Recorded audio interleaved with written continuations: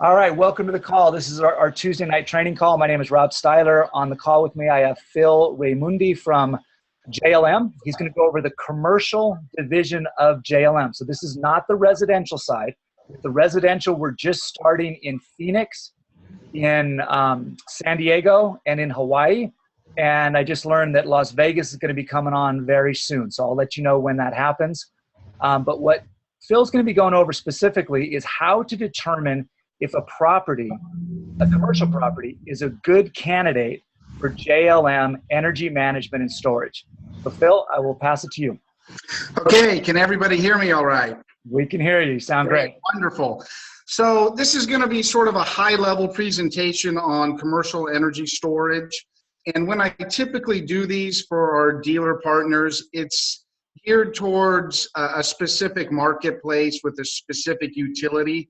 So this is going to be a little bit more of a broad presentation and not as specific because I can't pinpoint every single utility since you're across the entire country and y'all operate in different areas. So, bear with me if some of this isn't as granular as you would like. So, you can reach me after the webinar, ask me questions, and I can answer specific questions. So if you're ready, I'm going to get rolling here. Go for it. Okay, so the whole purpose is identifying energy storage opportunities, and the key thing to understand is kilowatts, which is power, versus kilowatt hours, which is energy usage. And demand charges are measured in kW, not kWh. That's key to understand. So the number one thing that you have to understand for there to be an opportunity for energy storage is the customer must be on a rate plan that has demand charges. And you are going to, some of you in certain parts of the country are going to come across big commercial users that simply do not have demand charges. And some of you currently, that's changing though. And some of you are going to be in areas where there are high demand charges. So it's not, each utility is different and each marketplace is different. And so, Phil, is there a simple way for them to find that on the bill, or what's the easiest way for them to determine? Yes, sir. And we'll get to that momentarily. Okay. So absolutely. So, well, let me clarify. Simple way. Some utilities make it very obvious. Some mask it under different names, distribution charges. So it's really getting to know your local utility and how they charge things and how they structure their bill. So I'll show you as we go through this. So how energy storage works, and this is important to understand because this is one of the big misunderstandings, is energy storage is designed to shave peak demand. It's not, energy storage does not, the energy is not distributed throughout the entire day. This isn't like solar. When the sun's out, it starts working and it works till the sun goes down. If you look in the chart down here, you see an energy profile, and you see at the top in the gray, this is the peak demand that the energy storage has shaved. So this is not, and I'll show you another chart after this where how solar works in the middle of the day and it addresses, entire energy usage, whereas energy storage shaves peak demand. And that's key to understanding as you go out there and try to find energy storage opportunities, and not confuse it as just another alternative to storage. It's something that works with storage to combine a complete energy solution. So where is the opportunities? What you need to find are industries that have, for lack of a better term, spikes in power usage. They offer the best opportunities. Manufacturing, schools, religious centers, community centers, RV parks, among others. Office buildings that just have, lights turn on at 5 o'clock, the copiers get turned on. They have what we consider flat power profiles, and without any real changes or spikes in the power output. And that is not an ideal situation for energy storage. I'll show you a graph. One quick thing, if the pictures of myself and Phil are in the way, you can go up here and you can make them smaller. You can move them out of the way if they're blocking the slides for you, just so you know on your screen. So before I go to the next slide, I just want to touch on why these industries I listed here create more opportunity than, say, a traditional office building. Because in manufacturing, they have different equipment that gets turned on and off at different points in the day that creates a difference in the power usage. Schools who have, the students and the air conditioning that get together for certain points of the day where the rest of the day there are fewer people using the building. Religious centers, churches, similar to schools, community centers, same idea. And then RV parks have different times of the year, times of the month, times of the week where they are impacted by their guests that cause spikes in their utility usage. Whereas an office building, pretty much the same usage Monday through Friday, 8 to 5 all the time. There's not much change in that. Hey, Phil, there was a question. What about hotels and restaurants? Right. So restaurants really more than hotels. So restaurants kind of can have spikes in the evening time when a lot of the customers come in, and depending on the weather, either air conditioning kicks on, the hood systems get turned on. Hotels are somewhat similar to office buildings, kind of a flat profile. Okay. We're actually working with a lot of restaurants now. They're not huge users. It would be, typically speaking, a smaller commercial system, but there's opportunities with restaurants.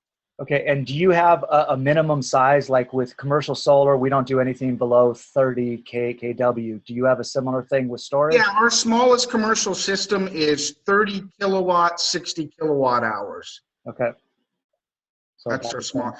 And then we can size it up from there. Yeah.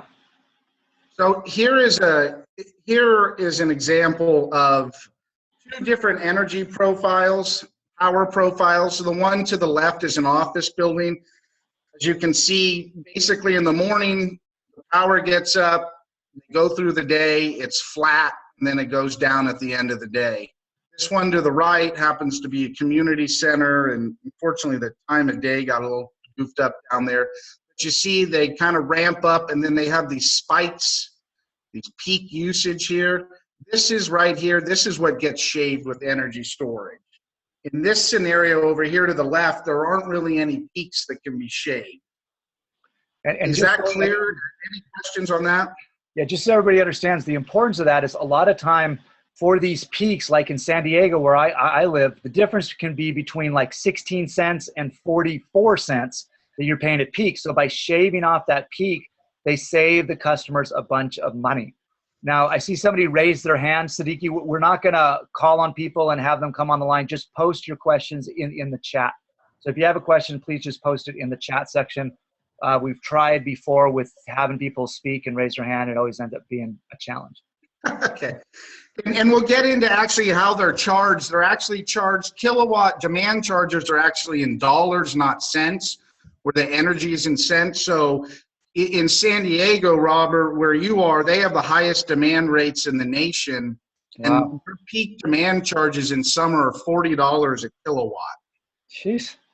Wow. Right.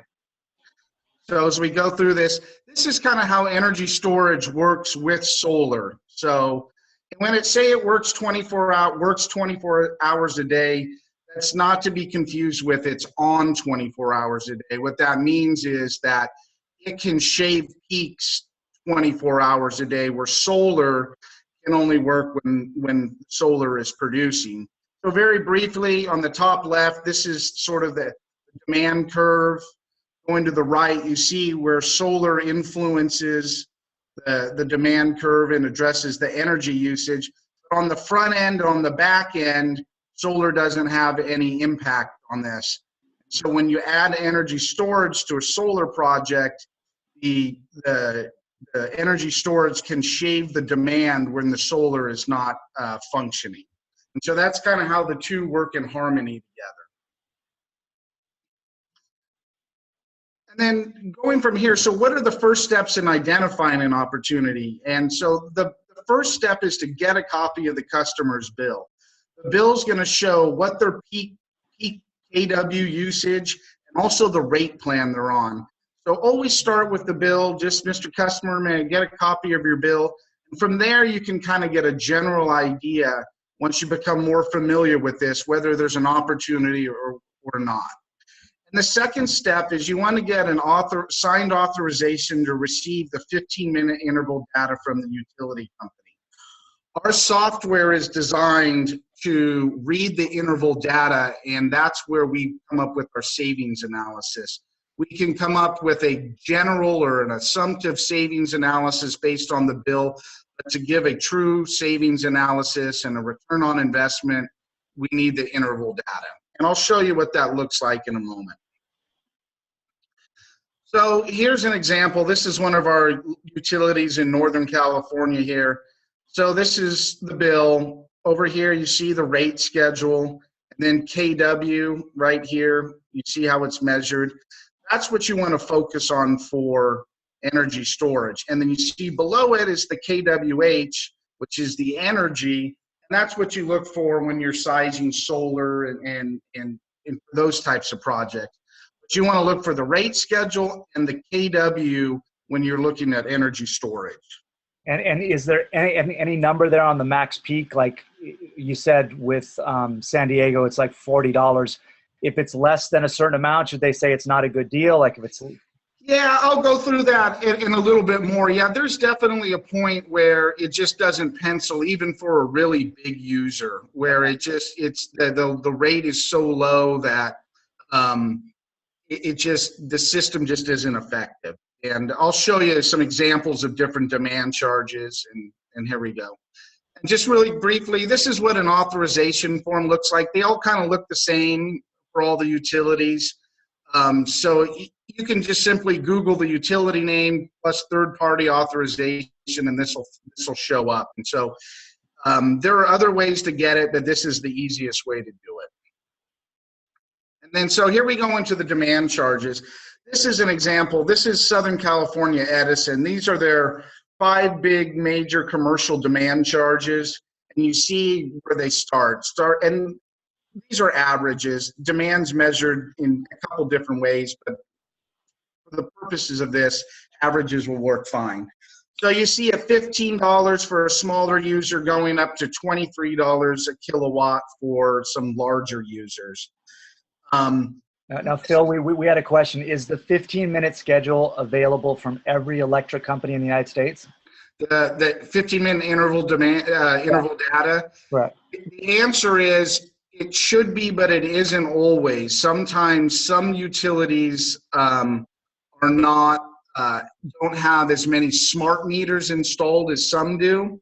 Mm-hmm. And when that's the situation, if the bill looks like they're charging enough demand, we have the ability to put a device on the meter and measure the demand. Okay. So sometimes there isn't interval data, but we can get around that. So the backup plan is we can get around it that way. And guys, please pay attention. If the demand charges are under $10 per kilowatt, it's not a good thing to pursue. They're just not going to save enough money with the storage. Yeah, and that's kind of a rough number, but I mean, if you use that as like in the area we are up in Northern California, PG&E, they have a commercial demand charge. It's about $12 a kilowatt, and we really have a hard time finding opportunity with that. Sometimes we can, but we struggle, and so really $10 and under is really, it's difficult to find a lot of opportunity. So yeah. And then this is just this is kind of salesmanship here, knowing how to spend your time correctly, finding legitimate opportunities. The right plan plus high peak demand equals opportunity. The wrong rate plan plus low peak demand equals work with no reward. No one wants to do that, right? Guys, this is something that's really important because a lot of people confuse activity with productivity. You're only productive if you close the deal. So don't think just because you're doing work, you're going to get paid. Yeah, don't confuse activity with accomplishment, as they say. So here's an example, and this is similar to the bill we just looked at before, of a good opportunity. They're on a high demand rate plan, which I know and you'll get to know in your area. You can see over here they have several different demand charges.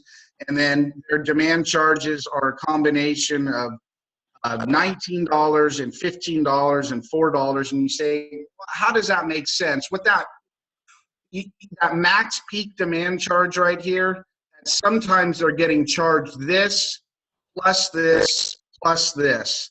Wow. So it's an average of how that works depending on the time of day. So you see a lot of demand, high demand charges. This is a good opportunity for energy storage. This is where you want to present it to us. You want to get the interval data and pursue this project. Now, can you do deals that don't have solar also? So if they absolutely. So energy storage can be a standalone item. And so it's simply, on a very high level, it basically draws energy from the utility grid during the inexpensive times of the day, in the nighttime, at night, and then it distributes it during the day, during the peak usage time. And we do a lot of energy storage projects as standalone projects. Okay. So here's an example of a bad opportunity.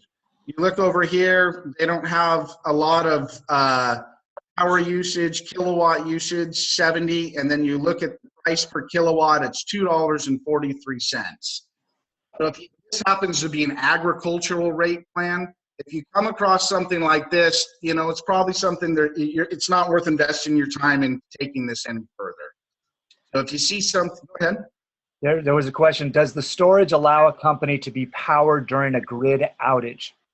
It can be. That would be what we'd call a microgrid, and it can be powered, but it's all going to depend on how big of a battery system you want and what you want to back up.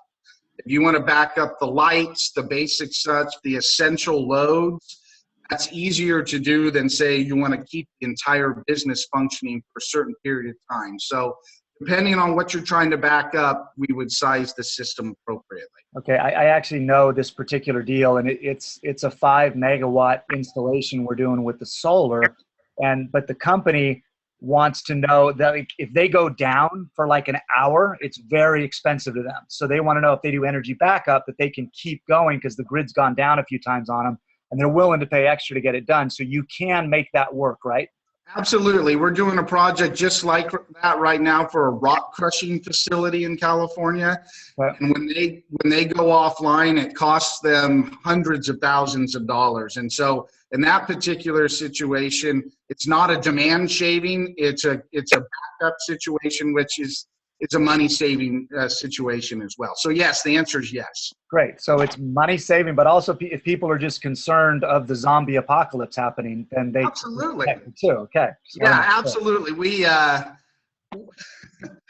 We've done a project where it was based mostly on a zombie apocalypse. Okay, good to know. Yeah, absolutely. So this situation here is not a great opportunity because of what they're charging for demand. And then I touched on interval data versus what we needed. Sometimes your customer will give you what they think is interval data, and I want to show you the difference between the two.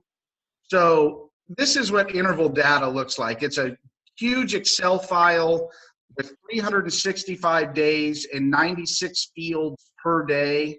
Wow. With the month, day, year, time, KW or KWH. If your customer gives you something like this, this is their interval data, and this is what we need to do a full analysis. Oftentimes, your customer is going to give you this. It's a monthly summary that just basically summarizes your peak demand and then your peak energy usage. We can use this similar to a bill to get a rough idea if there's an opportunity, but this will not function in our software. Okay. Can the batteries be used on high-end homes to replace a 120 kVA generator? Oh, on a high-end home? You know, the residential energy storage systems right now are only designed to do critical load backup. They're not meant to provide the total, replace the total load for a home for extended periods of time. Does that make sense? It's critical load for, you know, your lights, your refrigeration. It's not going to run your air conditioning. It's not going to do any of that. So, and again, I don't get too involved on the residential side of it and the capabilities of all the residential systems, but I'm happy to get some more detailed information for them. Yeah, it's fine. Just so you guys know, like I started at the beginning, residential right now is just San Diego, Phoenix, and Hawaii, with Las Vegas coming on soon. Okay, so that's interval data versus monthly summary. You're gonna come across this. Your customer's gonna give this to you and think they gave you interval data, and it's not. So, and this is just an example of what an energy storage system looks like. So this is an outdoor installation. This is actually our second to smallest size system. Basically, this is a 60 kilowatt, 120 kilowatt hour system. Half of this is a 30 kilowatt, 60 kilowatt hour system. They're about the size of a vending machine. And what's a general price point? Can you give us just a range? Sure. Nothing specific. Sure. General price point. Half of this are small 30-60 systems, about $100,000. This is going to be about $185,000. And then from there, it jumps up into the $300,000 and above range. Got so it. then you get into, we change inverter sizes. It goes to 125 kilowatts, then 250, and then up from there. So, so keep it simple, 100,000, 200,000, and then the next jump up is about 300, and then it goes up from there. Okay. And then this is an example of a large outdoor deployment. This is probably a 500 kilowatt, 1,000 kilowatt hour system. And this is, this particular project is a big manufacturing facility.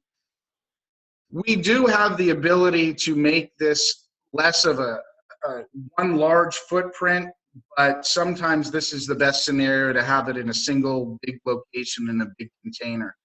This is all temperature controlled, and it's kind of like a little city inside of there. So those are a lot of the opportunities you're going to come by are going to be somewhere in between these. They're going to be probably something double this size, which would basically just be 2 more of those containers, and somewhere in between that and this. So if you're coming across opportunities like this, you're getting into $1 million plus range, $2 million plus range for the project. And do you have any sense, I know it all depends on the demand charges, but somebody with a $30 kilowatt demand charge, what's the payback typically on a energy system? So where we find our paybacks for typically between 3.5 and 6 years. And we find when we get into that range, we get on for private sector customers, we find that's that's the sweet spot, and we can usually deliver that. Public sector customers, because they don't have a tax appetite, usually have a little bit of a longer return on investment.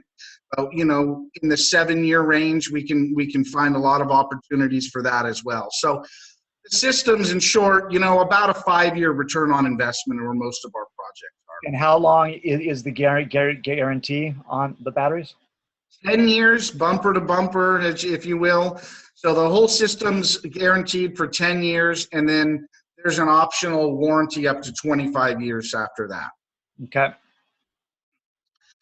And that's really, and again, that's the presentation. And I apologize, it was kind of a broad overview, but when I do this, sometimes it's very specific to each local utility, and I can get more granular with each rate plan and what to do with that and where the opportunity is. So, I'm open to any questions right now, and happy to, you have my email, to have anyone email me with any specific questions after this. So. Yeah, let me just protect you a little bit, Phil. Guys, do not email him with a bunch of questions if you don't have serious commercial deals, because one of the challenges, Phil, we have 2,000 people out there, and sometimes we just go, oh, Phil's my new friend. Yeah. So we want to make sure we protect your time. So guys, and Phil, if you find anybody is not respecting your time, please forward me the email, and I will make sure. Oh, I'm sure they will. Yeah. So somebody was asking about hospitals. Is that a good market? Yeah, it is. Hospitals are, but keep in mind, hospitals are complicated. They have a lot of different codes and rules, and the batteries, often serve a critical, emergency load backup. Hospitals, that is not a short sales cycle. That there is a lot involved in it. We just did a small hospital in Northern California, and it took us 2 years to get our smallest storage system in. I'm not saying stay away from hospitals, but settle in for the long haul if you're going to go down that path. So, Okay. And I'm telling you, manufacturing facilities, churches are great. Anything that has peaks in energy usage are great opportunities. So. okay. And somebody asked, does JLM have a recycle program in place for the used batteries? A customer was curious. We do, and we've just implemented it, and I don't have any of the details I can share with you now because we've had our feet held to the fire on that, and we do have one in place now. So I'm happy to, as specific projects come up, and that's important to everybody, I'll share the specifics of that. So. Okay, great. Since Florida's biggest revenue is the tourism industry, hotels will be a key target market, correct? I think he said hotels were not the greatest market, though. Yeah, you need to, it would be a case-by-case basis. They can be flat like an office environment, but also they can have more peaks because of the evening time, like air conditioning. In Florida, that might be different than other parts of the country. So it would be interesting to see a specific project. So. Yeah. What we do here is we're happy to help any way we can, analyze any opportunity. We just ask that there's, it's a potential real project, not just sort of a fishing expedition. That's all. Okay.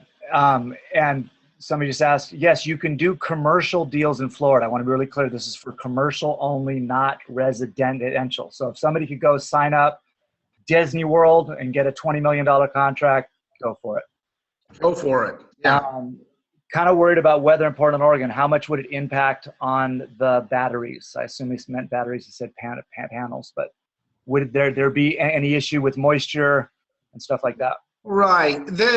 For an outdoor deployment, everything's put in a NEMA 3R weather rated container, or the big containers are all weatherproof containers. So we for outdoor deployments, we put everything in a weather rated container. On extremely cold environment, in extremely cold environments, say Minnesota, we need to put them in a temperature controlled environment but the batteries and the inverters, they can go 20 degrees below zero and about 115 degrees, Fahrenheit. So they're pretty durable, but if need be, we just put them in a temperature controlled container. So. Okay. So what is the best way for people, if they have a potential commercial client who is not a solar client, so they're not already in our solar site design process, we don't have a proposal for them, but they just say, hey, I can't do solar right now, but I'm interested in the storage. What's the best way for them to send that to you? The best way to send that to me is going back a little bit. What we discussed earlier is, just a brief overview of the company and a copy of the bill, because from there I can quickly determine, if we have something that could be real or if we're kind of off track here. So just a brief summary of the project and a copy of the bill. If they don't have a bill because they haven't simply gotten it yet, but they feel that there's a close relationship and they can easily get it, feel free to email me. But again, if it's a real potential project, and I'm happy to help. But we get inundated a lot with a lot of what people think are opportunities, and I really want to help you guys identify real opportunities so you're spending your time efficiently and also our time efficiently. So we're really, streamlining this the best we can. So that's why a bill's so important. What type of batteries do you use, and what's the depth of discharge? We about 80% depth of discharge, and we use two different types of battery technology. We use a lithium-ion Samsung battery, and then we also have a couple of different absorbed glass mat AGM batteries that we use as well. So the AGM batteries are a lower price point. They're a lead acid battery where the lithium battery is not. And you know, if price is a sensitive issue, then the AGM can help. And the AGM is a proven technology, but some people want to stay away from it because it is a lead acid battery. Okay. I think we've answered all the questions. If you have any other questions for Phil, we are about 30 minutes in right now. She's asking about water batteries. Let's not get into a technical discussion with them there. Yeah, we don't do saltwater batteries. That is a different type of battery technology. Our systems don't utilize that. So. Yeah. What is the lifetime of the batteries? Like you said, there's a full bumper to bumper warranty for 10 years, but they're expected to last how long, Phil? Right. It's going to depend on how many cycles, but right now, depending on the profile, we're saying they're going to last about 13 to 15 years. Technically speaking, most of our projects, if you do the number of cycles in the battery, the lithium batteries, they're could technically last 25 plus years, but we try to be more conservative with what we state, and 15 years is probably a good number to use. Okay, now when I was up at your headquarters in Rockland, I was told on the residential side that it's a 20-year extended warranty that they get. Is that just on the res side? Can the commercial buy an extended warranty also? Yeah, the commercial side, you can buy up to a 25-year warranty. Okay. Yeah. So somebody just asked, is it maintenance free? Do they have to do anything? No, they don't have to do anything. It's maintenance free, and it covers not just the batteries, but the inverter as well. Yeah. And the systems come with our Measures proprietary software, which manages the whole thing, and that comes included in the system cost. And some people are looking at your website and they see the windmills you guys have. Are those for sale? Is that something we can sell also? There's some projects that could use wind. Yeah, keep in mind, those are small urban wind turbines. They're about 3 feet tall, 3 feet wide at their highest. And they are effective when the wind's blowing. I mean, and not to be funny, but if they're used as a standalone sort of renewable and the wind's not blowing, then their lack of productivity really stands out. So they're great if you compare it with a solar project and a storage project. And those are in the redesign phase, and we're coming out with a newer version in the first of the year that actually requires less wind for them to be productive. And I don't have the numbers on what that is just yet. So. Okay. Do you have a rough idea of what a 25-year warranty, what the additional cost would be compared to the standard 10 year? It depends on the system size. So I just did a project and a quote for a 60 kilowatt, 120 kilowatt hours, and the 15-year additional warranty, so years 11 through 25, was about $48,000.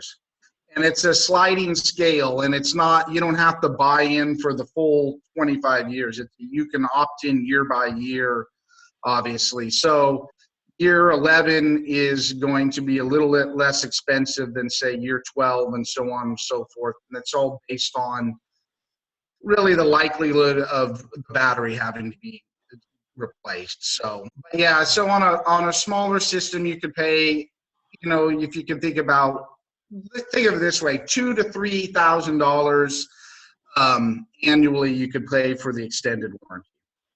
Okay. Yaron, I see you raising your hand. Please just put your question in the chat. We're not going to try to do the raise hand thing. What kind of projects would a bank completely pay for? I'm not sure what you mean, Yaron. I think I know what he means. So there are certain types of financing available out there for what's called a shared savings plan, where certain investors will install an energy storage system with no cost to the customer, and then they would share in the savings. So but the investor takes the lion's share of the savings. So let's just keep it simple. Let's say they save $10,000 a year. The investor would keep, for lack of a better word, $8,000, and the customer would keep $2,000 of savings, but the customer doesn't have to put any money out for the system. The investor installs it. So with those, it all depends on the return on investment. It is specific to each project. There's not a the investor will do this one and not this one. It depends how quickly the system will pay for itself, and that'll determine if the investor will take on that project. Keep in mind with those, they're great on the front end because the customer doesn't have to pay for anything, but they're locked into that sharing split for the life of the system. They don't ever own the system. So the investor starts making all the money on the back, after about year 4 or 5, and the customer really doesn't benefit from the system as much as they could. So it's not for everybody, but it is available. Okay, and do you have an average time frame for you to install the contract, to install the system once the contract's been signed? It's going to depend on the system size. The smaller systems, we can do in 3 to 4 months. The bigger systems are going to be 6 months to at least 6 months for a bigger system. So. Okay. Somebody asked about nonprofit or organizations. The financing could be a little harder there, but I'm assuming you can install for them. Yeah, we've done nonprofit, and you can get financing for them. They just can't take advantage of tax credits and any rebates that may exist in the state. So it makes the payback period longer, and therefore it doesn't necessarily always make the project look as appealing as it does to a public sector customer. Okay. But yeah, absolutely can do public sector. Well, if you want to give folks your email, you can put it in the chat down there. Do you see that little chat link? Guys, all that I ask is you are representing Crew in every communication that you do. So please do not contact him unless you're doing it specifically. You see the little chat down here? If you scroll down to the bottom, it should pop up. I'm not seeing it. Let's see. If you want to give it to me, I can just type it in. It's Phil. Yeah, it's phil.raimondi@jlmei.com. Okay, so it's right there. So guys, just please remember, you are representing Crew in every communication you make. Only contact Phil if you have a deal for him to look at. Don't call him asking for different types of batteries or new technologies or inviting him to your bar mitzvah, whatever. Just only on real deals, okay? We want to make sure we have a great relationship and productive relationship with these guys. And Phil, if you feel like anybody is not being respectful of your time, just forward me the email. And absolutely. I hope this was helpful. It was great. I appreciate it. If you got all just say goodbye to Phil in the chat. I very much appreciate it, Phil. Thanks for your time. This helps. Thanks, guys. I appreciate it. Look forward to working with you. Okay. Thanks a lot. Bye-bye, guys. Everybody's saying thank you, Phil. So we all loved you. You're getting 100 thank yous here, Phil. Thanks. All right. Thank you.